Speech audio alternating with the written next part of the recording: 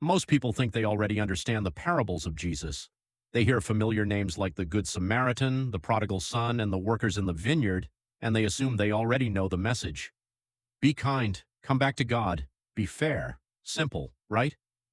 But what if that is not the real point at all? What if some of the most famous parables of Jesus are not mainly meant to comfort you but to confront you?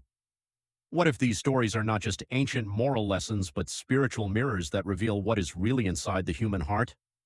Because Jesus did not tell parables just to make truth easy to remember. He told them to reveal the kingdom of God, to challenge pride, to expose self-righteousness, and to uncover the parts of us we would rather not face. Source: take the Good Samaritan. Most people think this parable is simply about helping others, and on the surface that sounds true. But the real tension of the story begins before anyone is helped. It begins with a question: who is my neighbor? And that question matters because it is not really a question of compassion. It is a question of limitation. It is an attempt to draw a boundary around love. It is an attempt to define who deserves mercy and who does not. But Jesus completely flips the conversation. Instead of giving a neat category, he tells a story in which the least expected person becomes the true example of mercy.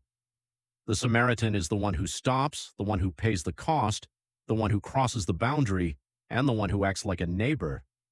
That means the real question is no longer, who counts as my neighbor? The real question becomes, have I become the kind of person who shows mercy no matter who is standing in front of me? The parable is not just about kindness. It is a confrontation of selective love. It exposes the human tendency to love in theory while creating limits in practice. Source: now think about the prodigal son. Almost everyone remembers the younger brother who demanded his inheritance, left home, ruined his life, and finally returned in shame. And yes, that part of the story is powerful. It reveals the compassion of a father who runs toward the repentant, not away from him. It reveals a grace that restores before the son can even finish his speech. But many people stop there, and if you stop there, you miss one of the most dangerous parts of the parable. Because the story does not end with the younger son coming home, it turns toward the older brother. And suddenly the whole parable becomes deeper and sharper than most people expect.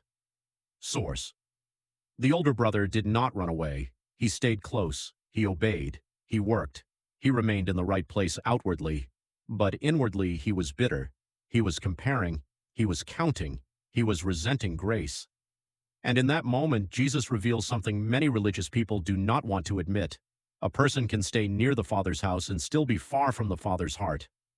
One son was lost in open rebellion, the other was lost in hidden pride. One was lost in the far country, the other was lost in the field. One broke the rules publicly, the other obeyed externally while becoming resentful internally. That changes the meaning of the parable completely. It is not only a story about sinners coming back to God, it is also a story about self-righteous people refusing to rejoice when grace reaches someone they think deserves less. The father goes out to both sons, not just one. He runs to the broken one and he pleads with the proud one. That means this parable is not just about forgiveness. It is about grace, pride, resentment, and the danger of staying close to religion while remaining distant from mercy. Source: and then there is the workers in the vineyard, perhaps one of the most misunderstood parables of Jesus because it sounds unfair almost on purpose. A landowner hires workers early in the day, then again later, and later again, and even near the very end. But when evening comes, he pays them all the same wage. Immediately, the people who work the longest become angry, and if we are honest, most of us understand their frustration. It feels unjust. It feels like something is wrong. But that reaction is exactly why the parable is so powerful, because if you look closely, no one was actually treated unfairly. The first workers received exactly what they had agreed to. The problem was not injustice. The problem was comparison. They were satisfied until someone else received generosity too. Source: that is the deeper sting of the story. This parable is not really about wages. It is not about economics. It is not saying hard work has no value. It is exposing the way the human heart reacts to grace when grace is given freely to someone else. We love grace when it rescues us. We celebrate mercy when it reaches our weakness. But when that same generosity lifts someone we think came late, did less, or deserves less, something inside us becomes uncomfortable, and that is exactly what Jesus is uncovering. The kingdom of God does not operate according to human envy, comparison, or spiritual scorekeeping. Grace is not a salary, grace is a gift, and gifts offend the part of us that wants to rank ourselves above others. That is why this parable still feels uncomfortable today.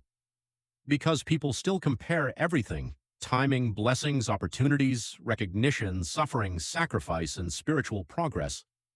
And this story reminds us that envy can make generosity look unfair.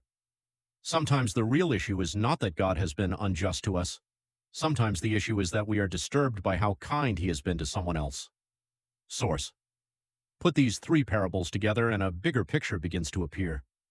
The Good Samaritan challenges the boundaries we place around love. The Prodigal Son exposes the pride that can hide inside obedience. The workers in the vineyard confront the comparisons that poison gratitude. In every case, Jesus tells a story that sounds simple at first, but becomes more personal the longer you sit with it.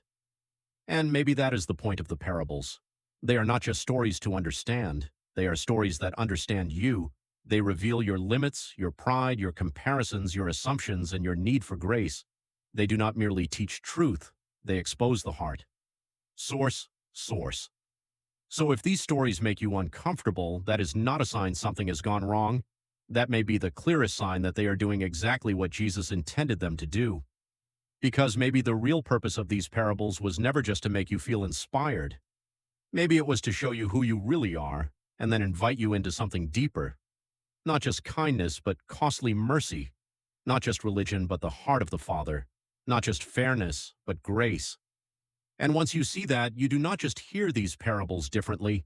You begin to see yourself differently too.